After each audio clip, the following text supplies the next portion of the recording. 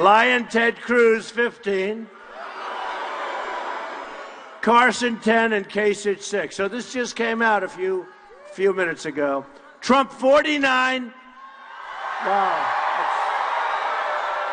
That's fantastic. And we just got the endorsement, as you know, of Chris Christie. We just got the endorsement of Senator Jeff Sessions, who's one of the great people. We have Sarah Palin. We have, it's great. We have so many great endorsements, and I've never thought of endorsements as so much. Jerry Falwell Jr., Liberty University, great guy. Sheriff Joe Arpaio. I mean, there's nobody messing with Jerry. I'll tell you, we have amazing endorsements, and the people that really mean. We have hundreds of people now that want to endorse. The problem is they want to meet with me, they want to have dinner, they want to get together, and I just don't want to do it. I want to be with you. So there it is, okay, folks? 49, 16, 15, 10, 6. It's looking pretty good. Looking pretty good. And, you know, importantly, the New York Post, Fred Dicker, great writer for the New York Post, political writer, he said that Trump very well could win New York. New York has never been in play. For a Republican candidate, it's just not in play. They don't even think about it. They don't even campaign there. I will be campaigning in New York. I love New York, okay? And I will be campaigning in New York. And if we win New York, it's over. You understand? Because we pick up so many delegates.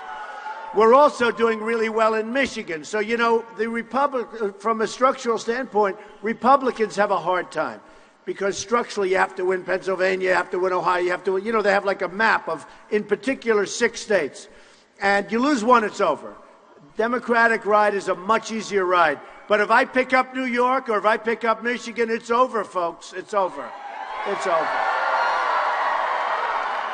We're going to do great with Hispanics. People are going to be surprised. We just won in Nevada, and we won with the Hispanics, and we won at 46%. So people are going to be surprised. We're going to do phenomenally with the African Americans. They're going to be phenomenal. We're going to have large numbers. We're going to have large numbers of people coming over. You know, they used to call them the Reagan Democrats. Now let's keep calling them the Reagan Democrats. They're coming over. They're going to be with us. We're going to have a lot of people, a lot of independents come over. So, and I think, you know, somebody said if it's Trump against Hillary Clinton, it's going to be, can you believe? Honestly, she should not be allowed to run. She should not be allowed to run. Good.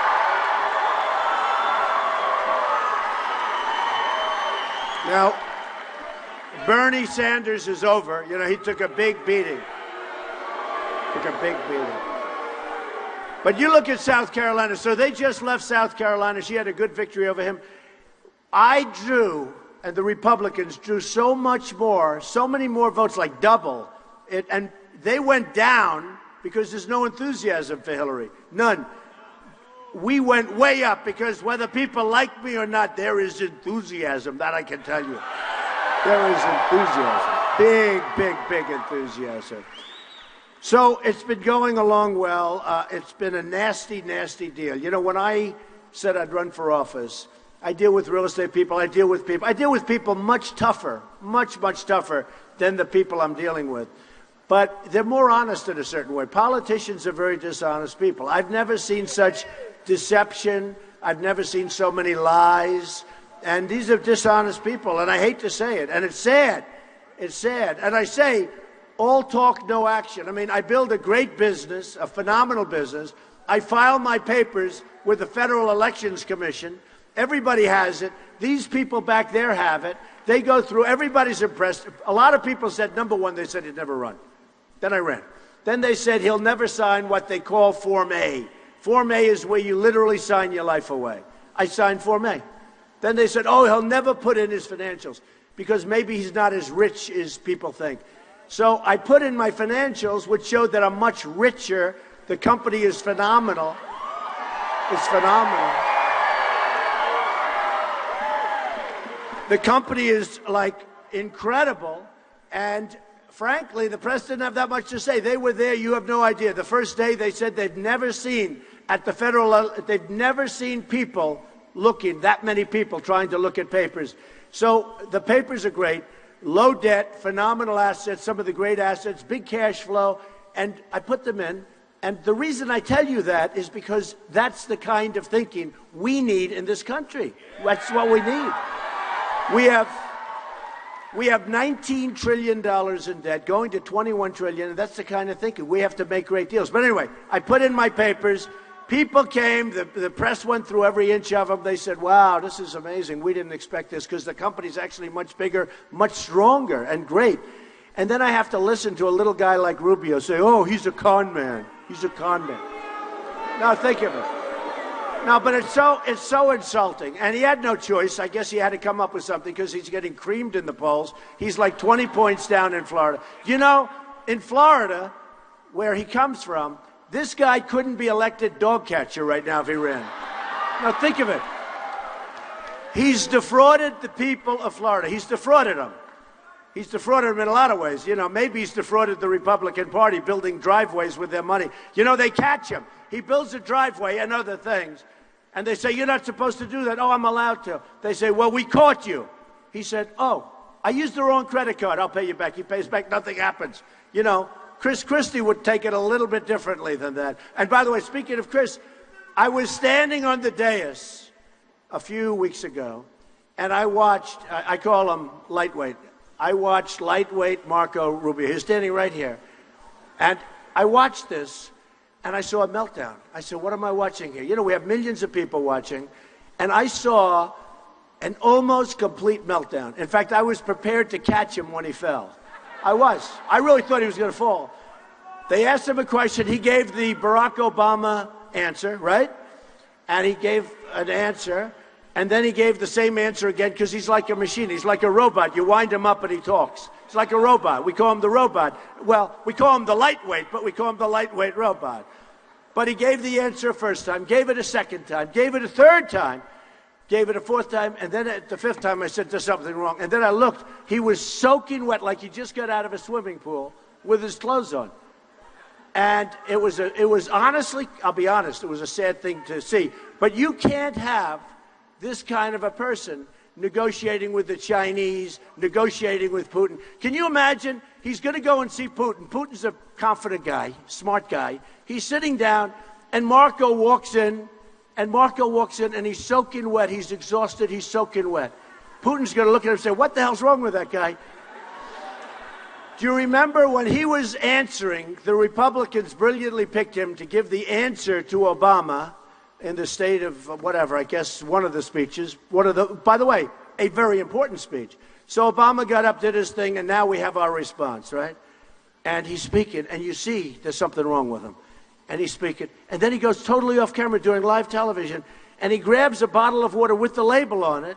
Now, unless he had a piece of that company, I think it was a terrible thing to do. If he had a piece of the company, we can all understand that, right? And he starts chugging water. Nobody has ever seen anything like that before. So we cannot have choke artists running our country. These guys are choke artists. We cannot have choke artists running our country. Our country is in trouble. Our country is in trouble. Now, Ted Cruz, on the other hand, Ted Cruz is smarter. No, he's a smarter person than Rubio, but he's so strident. I mean, folks, it's not going to work, okay? It's not going to work. You know, he thinks it's good. We call him Lion Ted. He'll listen to me say something. He'll get up someplace else, and he will say the exact opposite of what I said. For instance, I'm very strong on the Second Amendment. He says, Donald Trump is totally opposed to the Second Amendment. The people that have been with me know for years. I mean, you know what I've been saying. I am, and I have been from the beginning, against Obamacare. We're going to repeal it, and we're going to replace it.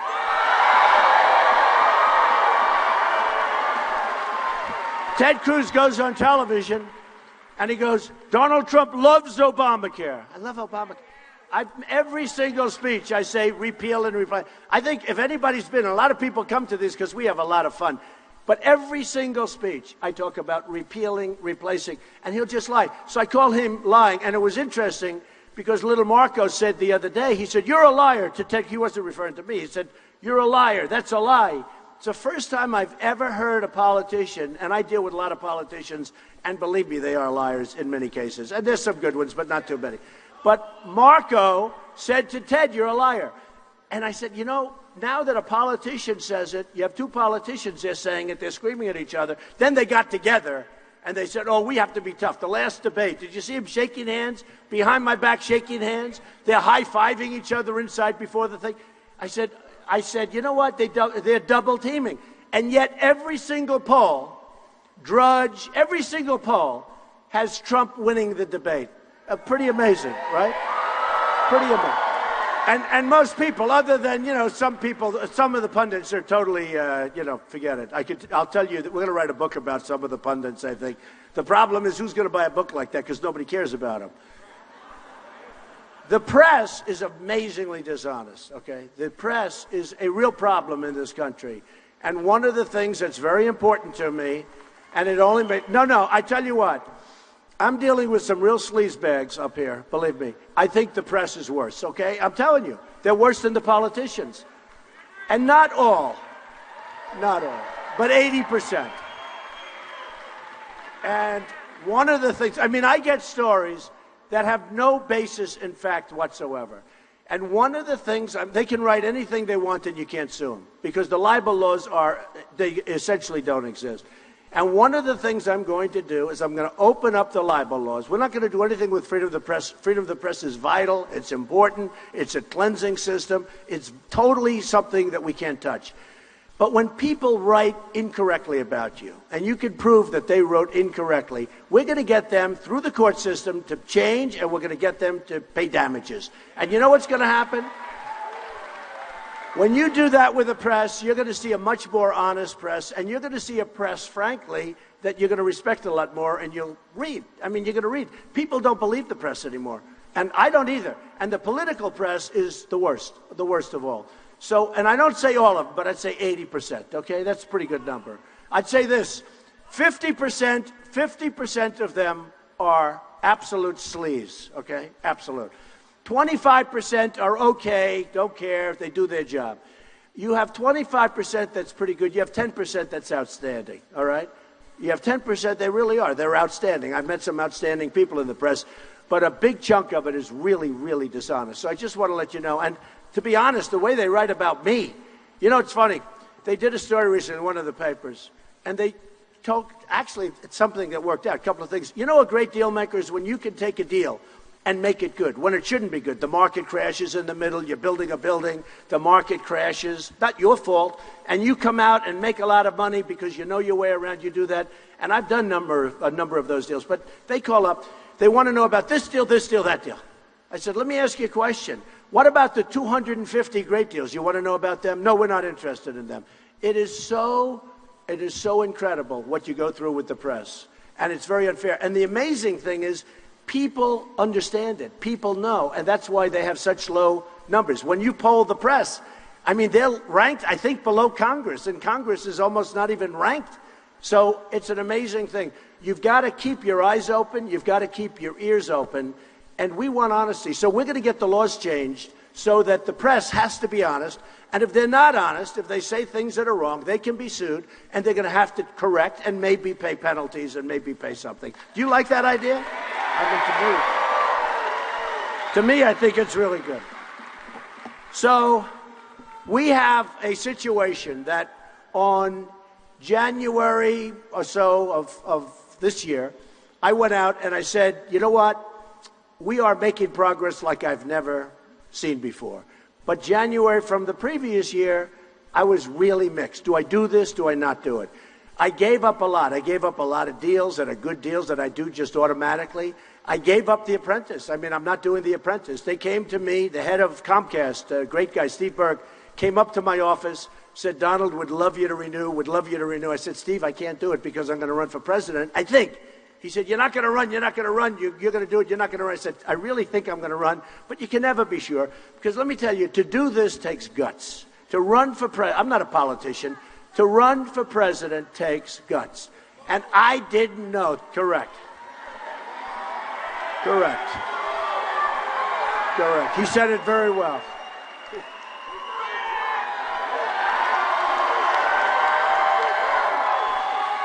This guy said it very well, but I'm not allowed to say that. So, yeah. How about Vicente Fox? He used the F-bomb, right? Can you imagine if I used that word? And this came, he was the president of Mexico. And while we're on it, because I want to just say, I watched that display. I watched the hatred and the anger in his face. And it wasn't just about the wall, because we're going to have strong borders, and we will be building the wall. We're building the wall. We're building the wall.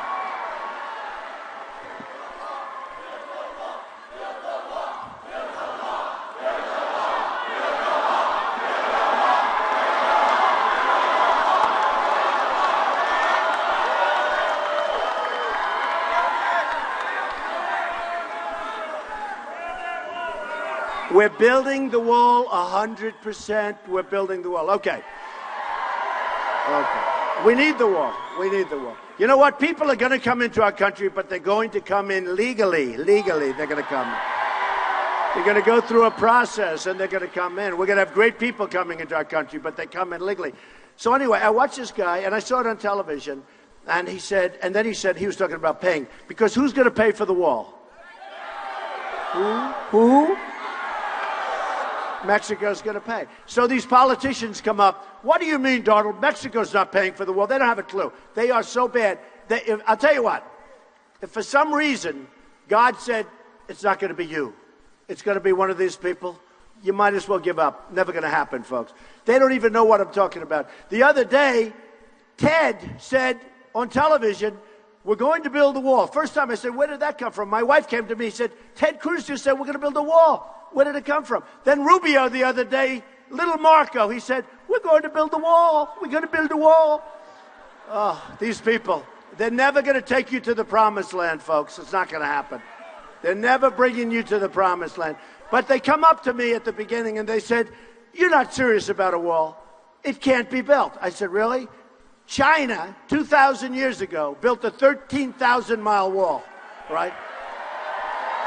Think of it. The Great Wall of China, still standing, very strong, very big, very powerful. China built that wall 2,000 years ago. It's 13,000. We need 2,000 miles, but really 1,000, because we have a lot of natural barriers that we don't have to build. So we need 1,000 miles. China has 13,000 miles, but I'm going to make my wall even higher than China's wall. We're going to make it big. We're going to make it so beautiful. It's going to be the most beautiful wall, because you know what's going to happen? They're going to say, let's name it the Trump wall, and I want it to be really good looking, okay? But much more importantly, it's going to be a wall that works. It's going to work, and it does work. And if you want to ask, you just ask Israel. Walls work if you do them right. We build these walls, they're like a joke. They build ramps going over the wall. They load up their trucks with drugs. They go over the wall. I don't even know why they don't just knock it down. You ever see the pictures of the ramps where they build ramps going over the wall? It would be cheaper to just knock down the wall. This is the kind of stuff we do. So here's what happens. So Vicente Fox, who was the past president, was so angry. And he says, there's no way Mexico is going to pay for the you-know-what wall, right?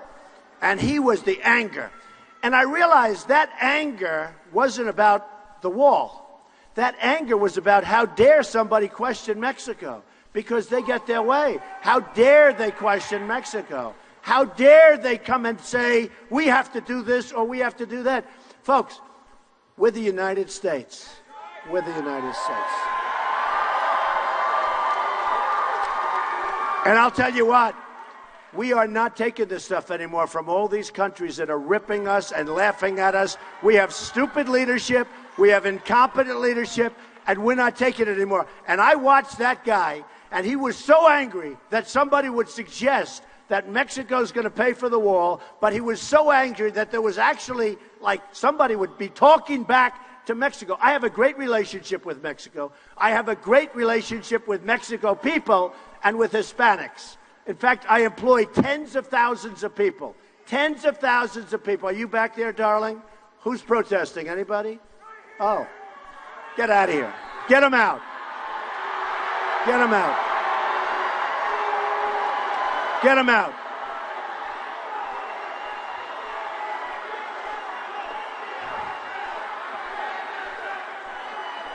Get him out.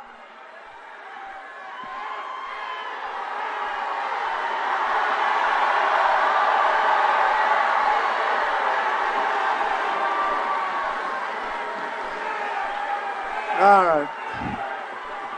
So he just got on television. He's happy. Just got on television.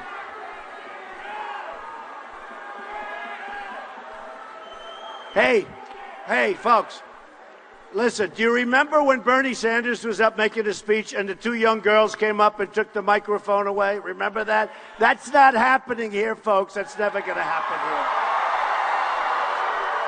here. Remember that? He walked by. If I were running against him, I'd just keep running that commercial. He walked by like a little boy. I tell you, it was disgusting. When I saw that, I said, this is going to be a leader. But he's over now anyway. In all fairness, nobody's showing up, and Bernie Sanders is over. He had a good run. And by the way, in all fairness, by far, I have the largest crowds, by far. But he had the second largest crowds, I will say. But I think you'll see his crowds now really start to dwindle because it's over. Unless he gets indicted, in which case he's back in the driver's seat, right? But I think she's being very protected. I think she's being very protected by the Democrats, even though many lives were ruined for doing a lot less than she did. So it's very unfair, but it will be brought up. I promise you, folks, it will be brought up on a minute-to-minute basis, okay? We will not forget. So I watched the hatred and the anger of this past president of Mexico, the actual anger, and I realized it was more than the wall. It was that they would actually be told. So we lose $58 billion in trade deficits a year with Mexico. $58 billion. The wall is going to cost $10 billion. When these characters come up, Mexico will never pay for the wall. When you're losing, when you have, essentially they're making $58 billion. We're going to get 10 of that billion so quick. In fact, I think now that I watched him, I'm going to ask for much more money because we're going to make that wall bigger, better, stronger.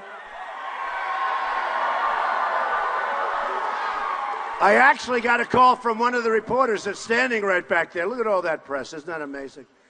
Look at that. Oh, this school. I met your dean. I met your head person, a lovely woman.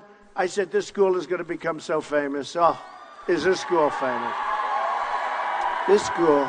Those people, they're from all over the world. But you know what? One of them called me after the guy did the F-bomb. Nobody ever talks about that. They don't talk about that. Not one person talks about that. All they talk about is he's against the wall. He's not going to pay for the wall. So they said, how do you respond to his anger? And how do you respond to the fact that he says they won't pay? I said, you heard it. The wall just got 10 feet higher. Okay? 10 feet higher. Believe me. We're not going to be the dopey people anymore. We're not going to be the stupid people anymore. We're going to be the brilliant people. We're going to be the smart people. We're going to be the people that bring in money. We're going to be the people that create jobs for our country, not for China and not for Mexico. You know, the biggest question I get, because you have a lot of young people, and it's a great college, by the way, I want to tell you. It's a great college. It's a great school. One of the questions I get, especially when I go to, schools and colleges, is the debt is just killing people. The debt. The government debt, they borrow from the government. The cost of the colleges are going through the roof. And the biggest problem we have, you know what it is? You graduate, you're a good student, you have a great school like this, and sometimes it's hard to get jobs. And I'm being nice when I say sometimes, because I know you people. Hey, is everybody all set with jobs? Raise your hands. Who's got jobs? Okay. Who doesn't? Oh, no! That's a lot of hands. That's a lot of hands. That's a lot of talent. So here's what's happening. People go to a great school, they graduate, top of their class. They graduate with good marks. They work really hard. Their parents are proud. Everybody's proud. They can't get a job. That's going to change, folks. You're going to get jobs. You're going to get such great jobs. We're going to bring jobs back from China. We're going to bring them back from Mexico. We will start, before I'm finished, I guarantee you that we will have Apple products made in the United States, not in China. Okay? I guarantee it. And plenty of other companies. We had a case the other day. I was very vocal about it because I think it's disgusting. And I'm a conservative person, but I call myself common sense conservative. You have these people that I don't know if they know anything about business, but they believe in free trade, and I do too. But free trade has to be fair trade, right? Don't you agree? It's got to be fair. It can't be free for them and they get all the benefits. So if you take a country like China, China sends all its stuff in here, no tax, come on in, dump whatever the hell you want. It doesn't make any difference. Perfect. I have friends that are in the manufacturing business. If they want to sell to China, number one, they can't. And number two, if they do, they have to pay a massive tax beyond, they call it a tariff, by the way, because it sounds a little better. But it's not free trade, okay? So you'll have some of these conservative people, like at National Review, some of these magazines, that don't have a clue. They're all going out of business anyway, so that's a good thing. But they don't have a clue. They don't understand business. And they'll say, Trump is not a true conservative because he wants to charge a tax to a country. Well, they're taxing us, okay? So if they're taxing us, I want to charge the same tax, okay? And it's not even going to, you know what's going to happen? It's not even going to really start a trade war.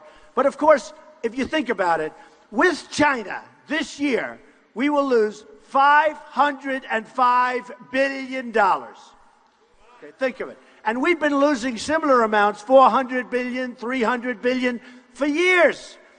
So they say, oh, you'll start a trade war. You know what? When you're losing that kind of money, who the hell cares?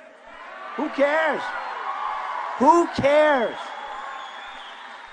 Now, I deal with the Chinese, and the Chinese are very smart. They're great negotiators. They're very tough. They work like you've never seen. I've made a fortune dealing with China. I own a big chunk of the Bank of America building. I own 1290 Avenue of the Americas, one of the biggest office buildings, the biggest floor plates in New York City. I've had tremendous success. I've sold hundreds of millions of dollars worth of apartments in Manhattan to the Chinese. They're great. I don't object to the Chinese. I don't object to the Mexican government or the Chinese government. I wish our government could get away with what they're doing. Okay? That's what I want. I like China. I like Mexico. I like everybody. I want smart leadership in this country. Our country is being killed because we have stupid people leading our country. We have people that don't know what they're doing. They don't know what they're doing. So I take the case, and it just happened a week ago. Carrier air conditioner. Good company. I bought Carriers. I buy so much stuff. So, good company. They announced last week, did you see it? Somebody had their cell phone camera up. They announced last week that they're cutting out 1,400 jobs. They're going to move to Mexico. These are great people. I looked at those people. They were devastated. They've been there for years. They make a good product. They're going to move to Mexico. So I said, what would I do if I'm president? Now, I can tell you what little Marco would do, or I could tell you what Lion Ted would do. Here's what they would do. Nothing. You know why? Because they're controlled by the lobbyists, and they're controlled by the special interests. And before it ever got time, now they're smart enough to realize it's not good. What are we getting? We're getting nothing. They close the factory, we lose the jobs, you lose real estate taxes, all other taxes. They move to Mexico, they make air conditioners, they bring them across the border, probably taken by illegals. In other words, the illegals can walk them right across the border, right? Because nobody checks the illegals. So here the illegals are walking with air conditioners. Oh, they'll probably figure that one out, too. Because, frankly, they're going to take their air conditioners, they're going to sell them across the border, no tax. So tell me, how are we helped? The answer is we're not helped, okay? I went to the Wharton School of Finance, good student and all of that stuff. You all have good educations. Some of you don't. You don't need education to know this. We lose our jobs. We lose our money. We lose everything. Now they go to Mexico. They employ Mexicans, which is fine, And they make the air conditioners over there, and they now bring them across the border, and they sell them here, no tax. Because these stupid people say, we want free trade. Well, here's the story, folks. If you want that, you're going to lose every single company in this country is going to be gone. If you want to do that. Every company in this country. You take a look at what's going on. Pfizer, great pharmaceutical drug company, is leaving, going to Ireland. Many, many companies are leaving, going to Mexico. Mexico is becoming the new China, by the way. Ford built a $2.5 billion plant. They're building one. And I've been talking about it for 2 years. And nobody from government has followed up. And the other day in the newspaper, it was just announced that Ford's going to double down. They're going to do much more now in Mexico. Because you know what? If they do that, we have to give them a hard time. We have to let them know what they're doing is wrong. And these guys are all taken care of by Ford, by special interests, by people that represent Ford, by lobbyists. So they'll never do the right thing. I'm self-funding my campaign. Nobody owns me. You own me. You own me. So, number one, I have a great business instinct. I've always had a great business instinct. And number two, nobody owns me. The donor that gave me money doesn't exist. So the donor that puts up money for Rubio and Cruz and all these other people, he's going to go to them and say, you can't do that. I gave you $1 million. I gave you $5 million. And you know what? I'm not even saying they're wrong. They can't do anything about it, all right? They're not going to do it. Here's what I'm going to do. So maybe I'll have to do it through a surrogate because, you know, the press will say, that's not very presidential for the president of the United States to be calling up the head of Carrier, okay? I don't think that's very presidential, but I'll do it anyway, folks, because it's so easy. So big. And here's what I'll say. Look, and I have Carl Icahn endorse me. Many of the greatest business leaders endorse me. Andy Beal, a great business leader, wants to endorse me. So many of the great business leaders, the smartest people. We have the greatest negotiators in the world. We don't use them. We use political hacks. So I want to do this myself because I have fun with it. You know, some people like taking vacations. I like doing this stuff. So here's what I'll do. President of the United States calling. They go into Carrier, right? I say, well, you're the president of Carrier? Yes. Okay. I'll say, hey, good luck with your new plant. I hope you enjoy it. I know it's going to be a wonderful success. But I'm not happy that you moved out of the United States. And I'm not happy at what you did. You left a lot of people unemployed. And for what? So here's the story. Enjoy your new building. Enjoy your new environment.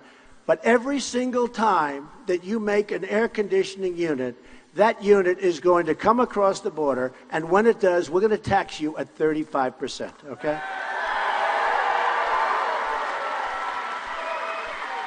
And here's what's going to happen. And here's what's going to happen. Not 80% or 90% or 98%, 100%. He's going to call, try and make a deal. I'll be called by different people that I know, try and make a deal. Forget it, because I don't take money, and forget it, okay? So here's what's going to happen 100%. They're going to call me back, and they're going to say, Mr. President,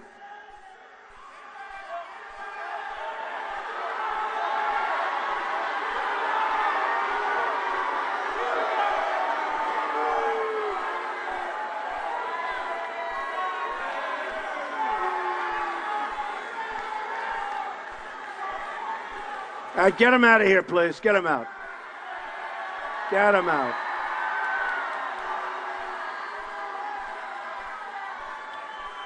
Are you from Mexico? Are you from Mexico? Huh? Are you from Mexico?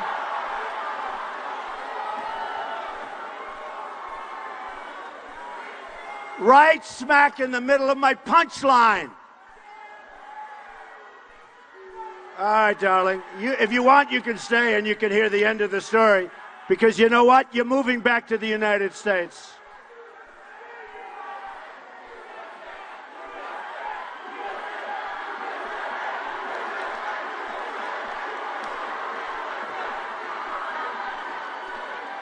Oh, boy.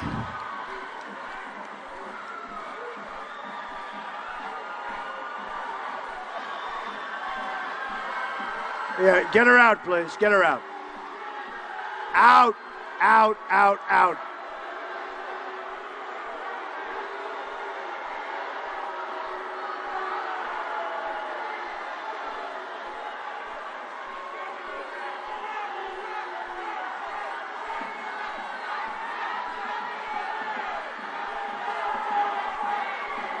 All right, get him out. Get him out.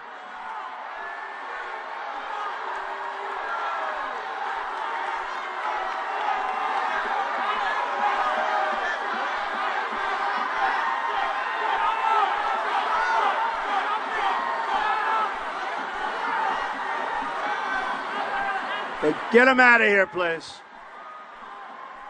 Trouble. Nothing but trouble.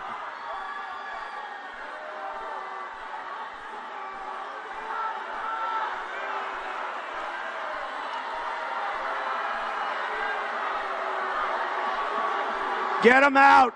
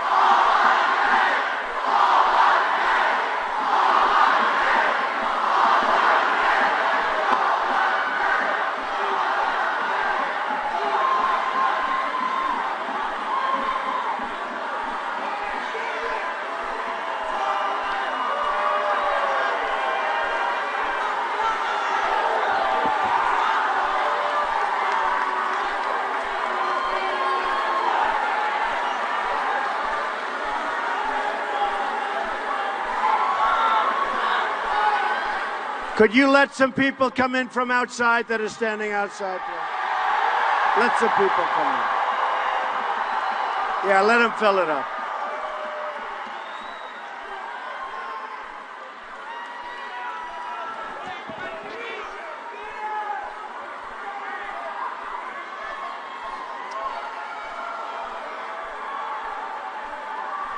Yeah, let them fill it up, please. Thank you. All right, folks, you're going to hear this. You're going to hear it once. You're going to hear this. You're going to hear it once.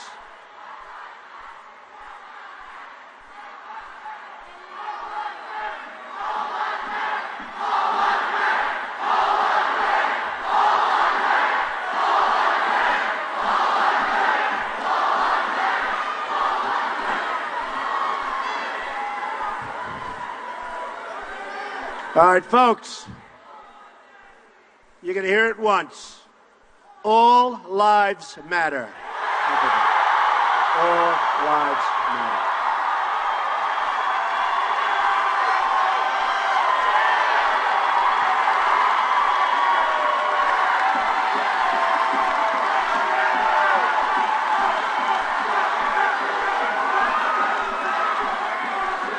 All right, so look, let's go back to the end. Right in my punchline, this one and that one, right smack in the middle. So here's what happens with Carrier. Carrier sounds so unexciting right now, does it? Hey, is it fun to be at a Trump rally? Is this great? Right? Where else does this happen? So here's what's going to happen.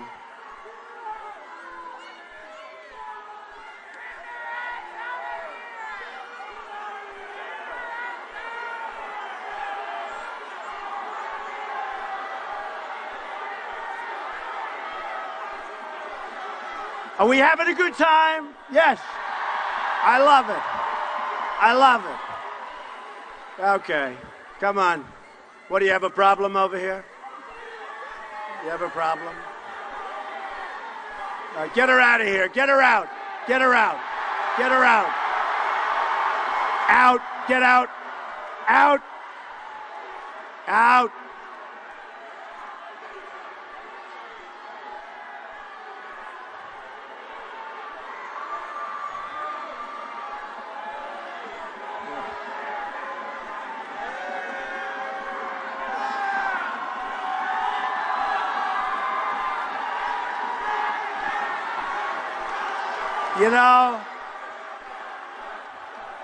You know, when you think of it, hey, folks, thank you.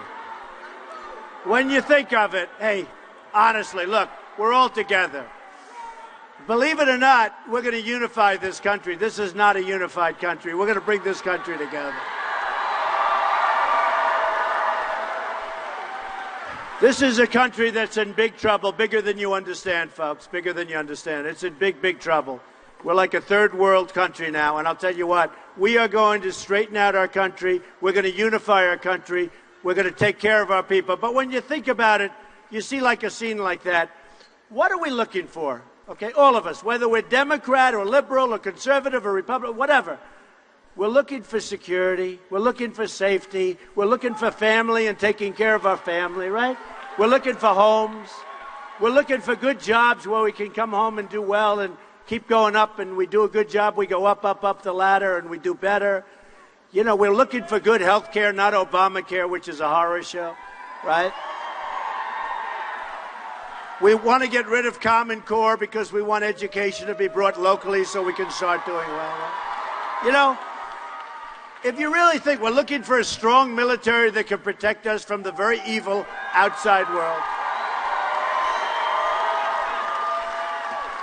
And you know, you see this, and honestly, I think I could sit down with this young lady. I think I could sit down with the kids, and I'd say, let's talk. I really think, can't we convince them? We're all looking for the same. We need the same thing. We're all looking for the same thing. Now, then you have some people that are looking for trouble, okay? And if you're looking for trouble, I don't want to talk. We have to act tough, and we have to act swiftly. And by the way, I want to thank the police. You guys are so good.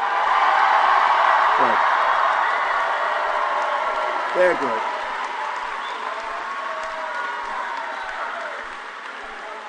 Great.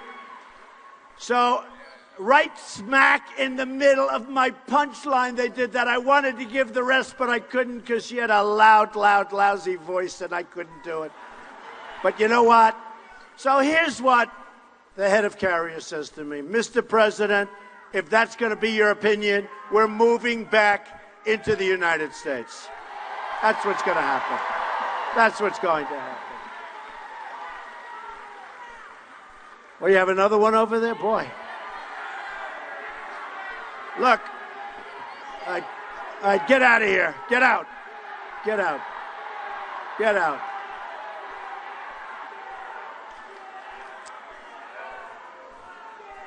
Oh, folks, isn't it sad? We've got to unify our country. We've got to unify our country. But it is fun, right? And exciting. Exciting. You know, all the other candidates, they don't have this. Like 12 people show up. They don't have 15,000 people. So we have over 15,000 people, most of them outside. Exciting.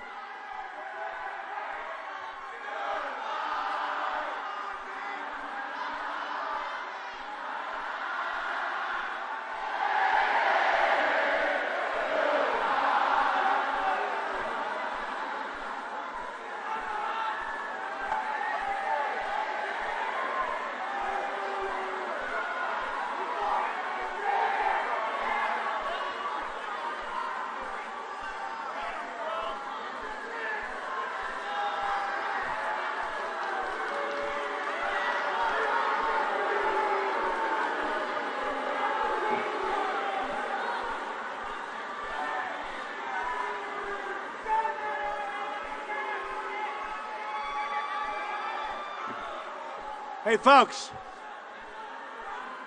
the division and the divisiveness in our country is unbelievable. Remember that.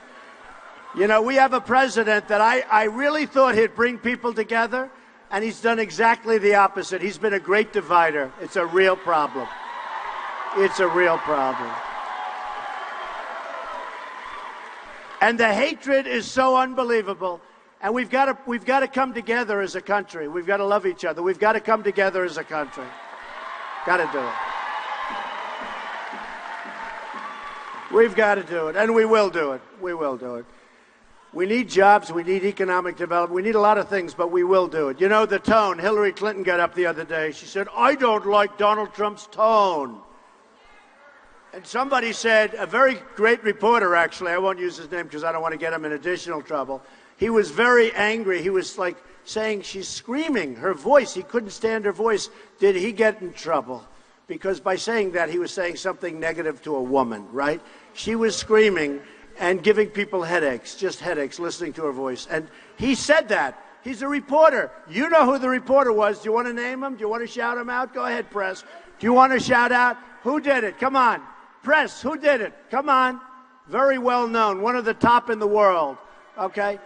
He got absolutely killed, so I would never do that. But he said she was just, you don't want to listen to it for 4 years, folks. And also, your country will be torn apart if that happens. It'll be torn apart. Now, let me tell you something. Hillary complained, and she said, I don't like Donald Trump's tone. She also said Donald Trump is sexist, and I talked about her husband. That was the last time I think I'll ever hear that. She had a miserable weekend 4 weeks ago. I tell you what, 4 weeks ago, her and Bill had a very bad weekend. Bill said to her, why did you say that to him? And I think we're not going to hear it too much anymore, to be honest with you. That was a tough weekend they had. But you have to hit them with the facts, right? We have to hit people with the facts. So look, Hillary said she doesn't like my tone. The word tone was used. And I'm saying to myself, you know, we have people in the Middle East, if you're a Christian, you get your head chopped off, right? But we have people in the Middle East chopping off heads. Beyond the Christians, they're chopping off heads. They're drowning people in steel cages. Nobody's ever seen. This is like we all study medieval times. I read medieval times, they chopped off heads. We haven't had anything like this. The world is a mean and evil place. And we need a strong tone. We can't have that weak pathetic tone. We can't have it anymore. We need strength. We need strong people. We need strong people. It's the only thing that's going to be respected. I mean, I'll tell you this story, and it happened in the Philippines around 1918. They had tremendous Muslim terrorism. Tremendous. They had 1918. So what's changing? And you had General Pershing. He was a tough cookie. And they caught 50 terrorists. Many people were being killed. Very similar to what's happening today. They caught 50 terrorists. Does anybody know this story, by the way? It's an amazing story. It shows toughness. It shows toughness. A true story. The press was saying, well, it was a rumor. Not a rumor. True story. So General Pershing was a tough general. And by the way, we need tough generals. We need General Douglas MacArthur, and we have them. We need George Patton, General George Patton. We need tough. So, General Pershing, they caught 50 terrorists. And they have a thing about pig's blood and pigs. And what they did is they cut open 2 pigs, and they dumped the bullets into the pigs. And they took the bullets, and they stood the 50 men up. And they shot each man with a bullet that was covered with pig's blood. But they didn't shoot the 50th person. They gave him his bullet, and they said, you go back and take this bullet back. Oh, don't worry about it. Forget it. Let's do the end of the story, and then we'll take care of it. They said, listen, everybody, listen. They said, you take this bullet to the 50th person. They killed 49 terrorists. They said, you take this bullet, you take it to your home, and you show and you explain what just happened. For 28 years, they had no terrorism. 28 years. We are going to have to get tough. We are going to have to get tough. And we can't allow, and I have a bigger heart than anybody in this room, but we can't allow the people from Syria, who we have no idea who they are, we cannot let them come into our country. We cannot. We don't know where they come from. There's no documentation. There's no paperwork. You saw what happened in Paris. You saw what happened in California. 14 people killed, violently killed. And they worked with these people. And these people, when they had a baby, they had a party for the baby. They all got along. And then one day they walk in and they kill 14 of them with plenty in the hospital. In Paris, the toughest gun control city, they say, in the world. And France generally. The toughest gun control country in the world. Except for the bad guys. They'll have guns. And in Paris, when you walked in, they walk in, and they have their guns, and nobody else had a gun. Nobody else had a gun. And they killed 130 people, tremendously, horribly wounded people laying all over in different hospitals right now. Many more will die. But they killed 130 people. If there were guns on the other side of that room where the bullets were going in the opposite direction, if a couple of these people were in that room and you had guns, and you had a gun on the hip or a gun at the ankle, and you could bend down and pick up that gun, and you start firing back, you wouldn't have had that problem. So we are going to protect our Second Amendment, folks. We're not going into. We're protecting our Second Amendment.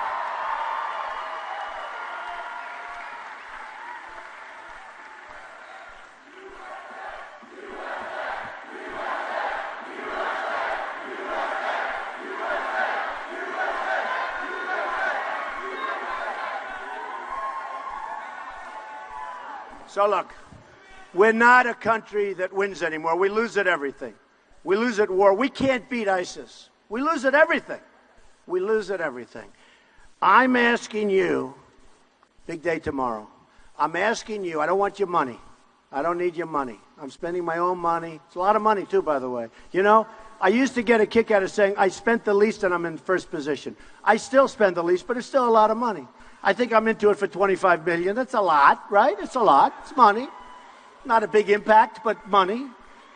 But wouldn't it be nice? Look, I told you education. We spend the most, and we're at the bottom of the list worldwide. We spend the most per pupil, we're at the bottom of the list. Wouldn't it be nice if we could do it my way? I spent the least, and I'm in a landslide, okay? We have a landslide. Wouldn't it be great? I have spent the least money, and I have the best result by far. I mean, you listen to the CNN poll, we're up, we are up big league, 49 to 11 and to 12 and to whatever. So here's the story. Here's the story. We're going to do that with our country. We're going to do that with our country. One of the reasons I was chosen, the old post office, everybody bid on it. One of the reasons, I'll have to tell this to the lightweight senator on my right, that he's usually on my right. The reason I got it, in the Obama administration, I got the old post office. The most coveted property in the history of the GSA, they tell me. Now, everybody wanted it. Every hotel chain wanted it on Pennsylvania Avenue between the Capitol building and the White House. The reason I got it is, number one, I had a great financial statement. If you don't have a great financial statement, you can't get it. Because the GSA, very professional, they want to make sure it gets built. I had a great statement, and I had a great concept. And we're building right now. It's, by the way, 2 years ahead of schedule and under budget. Isn't that a nice sound? Nobody hears that. I'm sure the Democrats will be happy to hear that we're opening up in September of this year. Can you believe that? Right before the election. In fact, I joke. I say, hey, if I don't make it to the White House, I'm still going to live on Pennsylvania Avenue, right? Still. But one of the reasons I got it is because I have a tremendous statement. The other is because we have a great plan, and it's just going great. But I'm under budget. I'm ahead of schedule, way ahead of schedule. And a little under budget. And the only reason I'm a little is because I'm doing marble instead of terrazzo. Wait till you see this place. It'll be one of the great hotels of the world. But I'm under budget and ahead of schedule. Wouldn't it be nice if the United States was under budget and ahead of schedule when it does its infrastructure? Okay? Wouldn't it be nice if instead of Norway and Sweden and Denmark and China and these other places where they do have great schooling and they're the top 4 or 5, wouldn't it be nice if we could be there and spend a lot less money? I mean, wouldn't it be nice? We're going to do so many things. We're going to make our country so good again. We're going to make it just, it's so exciting to me. It's so exciting. There are so many aspects. We don't bid out pharmaceuticals. We're going to save billions and billions and billions of dollars. The numbers are astronomical. So here's what we're going to do. You got to get out tomorrow and vote. I don't want anything from you except you got to vote. We have a movement going on. This isn't normal. Don't forget. Don't forget. You people got here really early, right? When did you get here? Like 8 hours ago or something? Yes. I know, because that happens all over. You people got here really early, and that's why you're here. 8 hours ago, 9 hours. I had it in New Hampshire.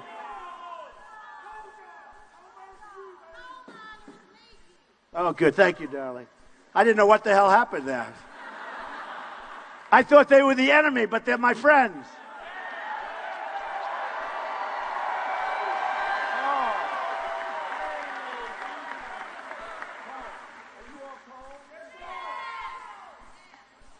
Coal is coming back. Clean coal is coming back.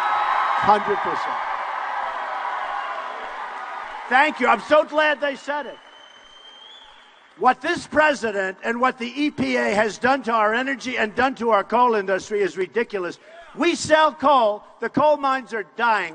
But the only coal we give is coal to China. Do you think they clean the coal? Believe me, they don't. All right, we're going to bring the coal industry back 100%. All right. No, if I win, we're going to go clean coal, and that technology is working. I hear it works. So we are going to go clean coal. We're bringing coal back. We're going to have a lot of different forms of energy. We're going to bring it back, and we're going to stay. I mean, I have so many people. They're in the coal industry, West Virginia, different places. It's devastated for no reason whatsoever. So we're bringing coal back. I'm so glad you said that. Thank you. Thank you. Folks, we're going to get rid of regulations that don't exist. We are going to get rid of so many things. A friend of mine's a farmer. A beautiful farmer. he has a little bit of a lake, not a lake, a little puddle sort of forms on his land. The EPA said it's a lake. You cannot touch it. It's a puddle. And now he gets a fine because the puddle, he covered up with dirt, and he's fined, and he's got all sorts of problems. I'm telling you, folks, we have gotten out of control. Not going to happen anymore. So here's the story. We want to win by a big number. You look at Time magazine from a couple of weeks ago. They're calling it a movement. It is a movement. It's not me. I'm a messenger. I'm only a messenger. This is a movement. It's a movement toward common sense, okay? It's a movement. Nikki Haley gets up. She makes a speech. She said, Donald Trump is angry, essentially, and the people are angry. I'm not an angry person. I'm a happy person, believe it or not.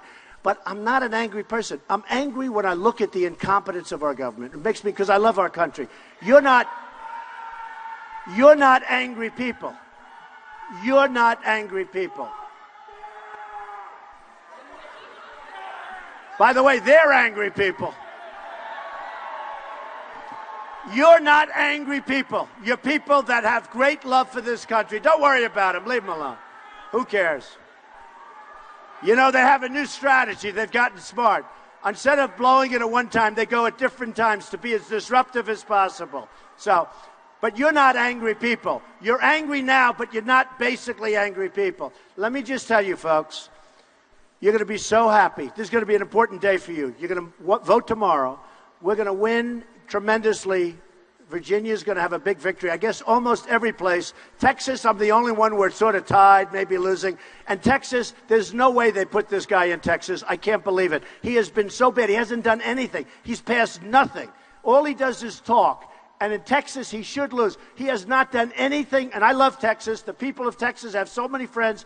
Ted Cruz has done nothing for Texas. He goes because he doesn't have it. He doesn't get along. How about Senator Sessions, who's one of his friends, endorses me, and he can't believe it. Ted Cruz has never done anything for the people of Texas, and I think I have a very good chance of winning Texas too. But let me just tell you, it's going to be a very important day, because what's going to happen is you're going to look back on this day in 2 years from now and 4 years from now, and you are going to say that you were there at the beginning. We're going to have a renaissance in this country. We're going to have a renaissance. We're going to win with our military. We're going to knock the hell out of ISIS. We're going to win with health care.